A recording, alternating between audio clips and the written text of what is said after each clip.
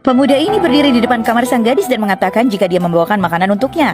Yang dijawab gadis bernama Lindy itu, berikan saja pada yang menginginkan. Dengan kesal, dia pun meletakkan baki itu di depan pintu itu. Keesokan harinya, dia kembali mengetuk pintu kamar sang gadis dan meletakkan sebuah kotak di mana sang gadis hanya membukanya dan melihatnya sebentar lalu meletakkannya kembali ke tempatnya dan kembali masuk ke kamar. Kyle sangat kesal karena semua benda yang ia hadiahkan tak dilirik sama sekali oleh gadis itu. Hingga dia pun meminta bantuan Zola sang asisten untuk mencarikannya hadiah yang disukai oleh Lindy. Namun Zola berkata jika dari semua yang ia lihat membuktikan jika gadis bernama Lindy itu bukanlah gadis seperti pacar-pacar Kyle sebelumnya. Dia akan membencinya jika kau memberikan hadiah-hadiah itu, ujarnya. Tapi aku tak bermaksud membeli dirinya, jawab Kyle.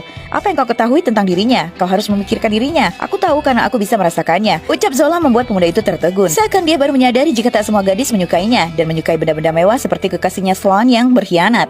Dan hari itu dia mencoba membuka pintu yang ternyata tak terkunci. Di mana saat membuka pintu itu, dia mendengar samar-samar suara Lindy yang sedang berbicara dengan seseorang di telepon dan mengatakan jika dia merasa kesal dengan orang yang memberikannya hadiah dan berpikir jika itu semua bisa memperbaiki semuanya. Gadis itu berkata jika dia benci bolos sekolah, benci ayahnya, dia benar-benar benci. Ternyata Lindy sudah menabung selama 3 tahun untuk perjalanannya ke Machu Picchu. Ini pertama kalinya aku melakukan sesuatu untuk diriku sendiri karena aku menginginkannya. Perjalanan Lindy ke keajaiban dunia, ucapnya. Yang tiba-tiba Lindy terkejut demi melihat Kylie yang sudah berdiri di sana. Kylie pun tak kalah terkejut melihatnya dan bertanya, "Apa masalahmu?" Yang dijawab Lindy, "Mengapa dia mengenakan topeng di dalam rumah?"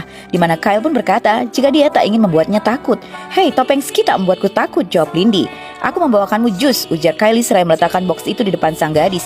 "Mengapa aku di sini?" tanya Lindy. "Karena kau butuh perlindungan," jawab Kyle. "Aku bisa menjaga diriku sendiri. Kau bahkan tak mengenalku," ucap gadis itu. "Ayahmu dicari seseorang. Mereka tak bisa melacakmu. Ayahmu sangat takut sesuatu terjadi padamu karena dia sangat mencintaimu. Berulang kali dia katakan itu," ucap Kyle membuat Lindy terpaku. Lalu Lindy pun mengucapkan terima kasih untuk juicy fruit yang diberikan Kyle dan mengambilnya. Kyle sangat bahagia karena akhirnya gadis itu menerima pemberiannya.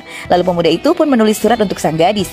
Lalu berbicara dengan Will apa kira-kira yang harus ia lakukan demi mendapatkan perhatian dari Lindy. Tiba-tiba dia mendengar suara langkah kaki, di mana Kyle yang tak memakai topengnya pun bergegas lari untuk bersembunyi.